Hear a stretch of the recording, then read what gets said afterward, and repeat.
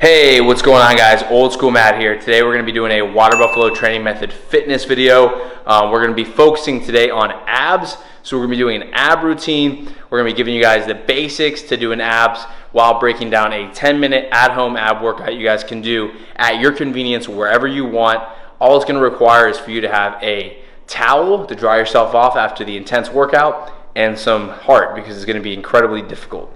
All right, guys, I hope you guys are enjoying our fitness journey and our fitness breakdowns. I hope you guys are enjoying these videos. Take care. Peace. Hey, what's going on, guys? Old School Matt here, back with another water buffalo training method fitness video. Today we're going to be breaking down one of the fundamentals of ab training. We're going to be doing a 10-minute ab workout at home. We're going to be breaking down the core principles that I like to embody when I'm training abs, especially when it's in the comfort of my home. So I'm going to start this video. I'm going to play it at minimum volume or no volume so I can watch myself go throughout the workout, and I'll be commentating on my opinions on what we should be doing, what I did good in this video, what I did bad, and how we can take in what the information from this video and learn from this to get those shredded abs for the summertime. So as you see me here, I'm starting off, getting ready, setting my timer. I always do abs with a timer. I always try to do a certain period of time, but a certain intensity as well. I always give myself around 10 to 12 minutes, just depending on how I'm feeling. I just try to do the best that I can in those 10 minutes. I try to go as hard as I possibly can. I don't do a lot of breaks during abs because I feel like abs are a body part that you train for, they're trained for stability and core strength and stamina, but they're also, used each and every day. So they're being deployed out as we do different exercises. They're being utilized as we do the squat, bench, deadlift, and throughout our entire lift, throughout the entire day, we do abs. So it's really important just to go, super ham on them, attack them real quick, real fast, and then call it a day. A couple times a week would be sufficient. So let's start this video. So like I said, started my timer off here, getting into the ab routine, and then we're starting off with some crunches. I do crunches for about a minute here. I try to keep my elbows in front of my body when I'm doing crunches, not to the sides. I try to keep them somewhat near my head. It doesn't matter if you want to keep them here or just keep them in front of me how I'm having there. The reason why I keep them out in front of me is because I like to box, so I like to keep my hands up, kind of emulating that movement a little bit. I keep the knees up when I do the crunch. I don't keep them down just because I think I get a little bit better hip mobility. I've had some problems in the past with my hips not working the way that they should, so I like to always be able to move my hips in uncomfortable positions, and it adds a little bit of the hip flexors in there too when you're training abs. So I'm going to be doing these crunches for about a minute. As I'm going through the crunches, I'm really making sure that I'm getting a nice full upper body thoracic extension at the bottom, and I'm getting a good contraction at the top. Trying to touch the knees with the elbows if possible. I'm not really doing that here just because my stability and my mobility in this movement aren't fantastic. It's kind of difficult to do a crunch with your knees up and really get that full range of motion, because it's really, really tough on the abs when you get to the top portion. That's why it's called a crunch. So next we're going to be going into some leg raises, guys. So I'm doing leg raises here as part of get that little bit of the mind trick that I'm hitting the lower abs. But in reality, when you train the abs, you're not really targeting specific body parts other than the abdominals. There's no lower or upper abs. I mean, there's more movements that incorporate hips a little bit more, hip flexors, which would be like a leg raise. But at the end of the day, when you're training abs, you're training abs. So what I'm doing here is I'm lifting my butt slightly off the ground. I'm giving myself a little bit of time right down here to kind of catch up, squeeze, and then come down. Like I said, I do these for about a minute. I'm doing every movement, trying to do every movement for about a minute or 30 seconds, just depending on what I'm doing. A little readjustment there to chill out. I'm going to check my phone here to see how much time I got left on the timer. I had it set for 10 minutes and 20 seconds. So, check the timer here. Now I'm going to be moving into side crunches, going each elbow to each knee, trying to get the obliques involved. Now that's the only time I feel like you really get a different type of, contraction of the muscles that are working, is when you're using the obliques. So I think I did 8 on each side here. So 1, 2, 3, 4, 5, 6, 7, 8. Maybe I'm going to go all the way. No, I'm doing 5 on each side. 10 in total, and I'm moving up. Like I said, when I do abs, I don't really focus on reps, and I think that's something that I really want to hit home on this video, is not to focus on reps, but focus more on feeling and sensation. So if you can do, a minute on, 10 seconds off, then back to a minute, or whatever it have to be, that's what's going to be most beneficial for you, in my opinion. That's the best way I've seen my abs be developed in the best way they possibly can. Obviously, diet has to do a lot with abs. I just went up and stretched my hips out a little bit because I did have a hip problem in the past, and sometimes, not a hip problem, but sometimes my hips get a little bit too incorporated when I'm doing abs, and a lot of times it has to do with poor glute activation or poor glute stability, and I don't really train my glutes that much. A little adjustment there. But now I'm going to be doing some wide-legged crunches, so I'm going to be having my knees bowed out, my toes coming together, so almost like a frog. So what I'm doing is coming right up the middle, almost like crunches like I was doing before. The reason why I do them like this is because, like I said, I like to open up my hips, especially even if you don't have hip problems. A lot of people, they want that V line, or like the shredded, hip flexors, quad area, and a lot of times you can get that by training abs. Obviously it comes from squats and whatnot, and other exercises, leg extensions and leg raises for abs, obviously. But you can really incorporate those hip flexors in the psoas area by really, opening up the hips when you do abs, and being able to incorporate those muscle groups while doing so. It's very little, but you get a little bit of a benefit from it.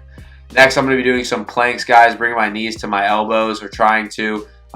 It's kind of hard on a tile floor, and that's why I do it on a tile floor. When you have socks on, you slide a little bit. So I'm sliding the knees up, almost like doing a cable mountain climber. I don't know if you guys have ever done that at the gym before, where you put the cables on your knees and you bring them up to your stomach. I'm making sure to squeeze every time I'm coming up, and checking my timer now. But it's a great exercise, and we'll be jumping back into it later in this routine.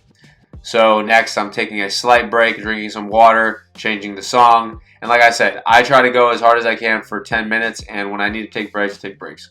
So back to these mountain climbers / plank, knee tucks, whatever you want to call them. Like I said, tile floor is super great. If you don't have a tile floor, you can just lift your feet off the ground. The reason why I like the tile floor is because you get that resistance, almost in a way. You get like a little bit of like a resistance from the sock gliding. So next, guys, I'm going to be switching into some side crunches again. So I'm going one set at a time here. This is where I'm going to be doing 8. I think I remember because I did this yesterday. So we're going to be at 8 on each side, and when I'm coming up, I'm really trying to feel it on the lats and the oblique area, almost trying to really crunch and get that elbow over. It's difficult. Obviously, my abs are pumped at this point. I've been going for 7 minutes now, so it's a little bit more difficult. Keeping the knees up, get those hip flexors involved. Really trying to bring that elbow to that knee and trying to get that shoulder blade off the ground. As you see me here, I'm not here. I'm coming up and over, really trying to extend that arm across the body, getting the abs and the obliques to be incorporated in this movement. Like I'll emphasize again, I do not count reps, so don't worry about how many reps you're getting. Just worry about how much you're going. If you're going to the point where you feel like you can only do 1 or 2 more, get those 1 or 2 more, take a little break, and go back into it. I think abs, for me at least, they work really well when there's a lot of tension at one time. That's why I do a lot of flexing and posing when I'm doing abs. 2, I always try to flex and squeeze. As you see me doing here, I'm breathing in and out. I'm getting a nice squeeze and flex. I'm really trying to open up the diaphragm and squeezing down. Back to the side crunches on the left side. So I'm doing them again, like I said, just bringing the elbow over the knee, not just to the knee, but over the knee, as you see me doing here. Really trying to get that good extension, breathing in and out, squeezing the abs, getting closer to the end product. So like I said, take breaks when you need them. I'm taking a little bit of a breather, breathing in and out. And then next we're going to be going into some scissor kicks, or scissor kicks, whatever you want to call them. There's so many names for like ab exercises that people want to call them. I think more of them about what I'm doing. So here I'm moving the hip flexors. So this is actually a hip stability movement and an ab movement. My shoulder blades are slightly off the ground. They're not fully off the ground, but I'm like slightly off the ground, keeping my hands up, having each foot touch my hands. The main focus here is to squeeze down on your abs. So when you take your abdominals, instead of staying up and high, you want to squeeze down as you come up and bring the legs up to your hands. Checking my phone, probably getting a text from somebody, seeing what's up. Distracting myself. This is one of my negatives. Get off that phone when you're training. Go all the way or nothing. So guys, doing them again, flutter kicks. Oh, scissor kicks. Scissor kicks are when you go like this. These are called flutter kicks. Like I said, whatever you want to call them, don't really care. Flutter kicks, scissor kicks. Like I said, we're mainly focused more on what we're doing, not what it's called. They don't really, ab exercises can be very, very interchangeable. Like I said, the stimulus from abdominals are very, very similar. As long as you're getting a nice contraction, it doesn't matter what angle, what movement, other than when training the obliques.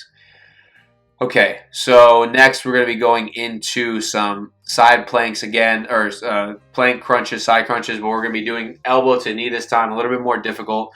The reason why I decided to do this at the end is because I wanted to really burn out, and I really wanted to hit those obliques a little bit more because I feel like they really need them. And when twisting the body, you get a lot of thoracic extension, thoracic mobility here, lower back mobility or lumbar mobility too. So it's a great movement to really do. Also, moving your body like this in a full body motion, you're burning a lot more calories, which is a lot more beneficial than doing like a crunch in that sense. But for the abs, it's also just about the resistance.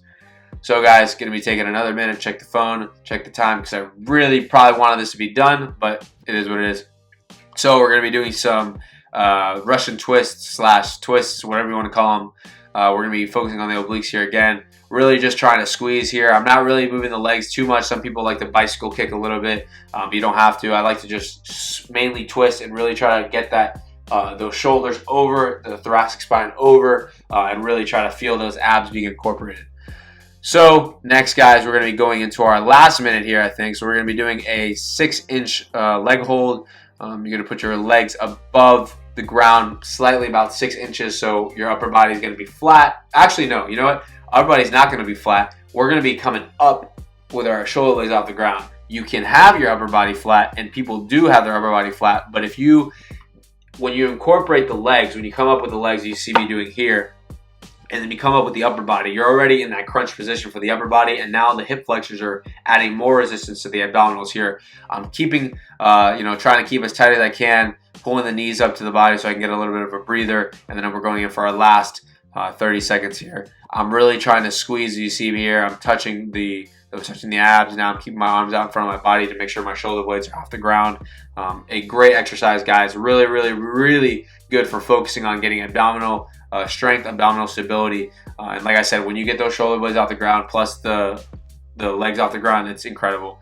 So that's going to be it for the ab routine, guys. That is 10 minutes of glory. We had a good time, doing this ab workout. I always do my ab workouts like this. So hope you guys are enjoying this video. And I hope you guys have a great rest of your day. Take care. Train abs today. Train abs every other day. And have a good rest of your weekend. Peace. So that's the ab routine for today, guys. I am sweating like crazy. It's a crazy at-home workout. It's going to get your abs super shredded and super chiseled. It's also going to keep you really stable throughout the core for main lifts like the squat, the deadlift, and the overhead press. So continue to keep getting better, guys. I hope you guys are enjoying these basic fitness videos. Like I said in the beginning of the video, we're going to be breaking down different body parts every week or so, trying to put out YouTube content, longer content that we can really break down and dive into why we're doing certain exercises and why they might work for you as they've been working for us. All right, guys, have a good rest of your day. Peace. Make sure to like and subscribe. Check out our Instagram as well, and just take care. Water Buffalo Training Method out.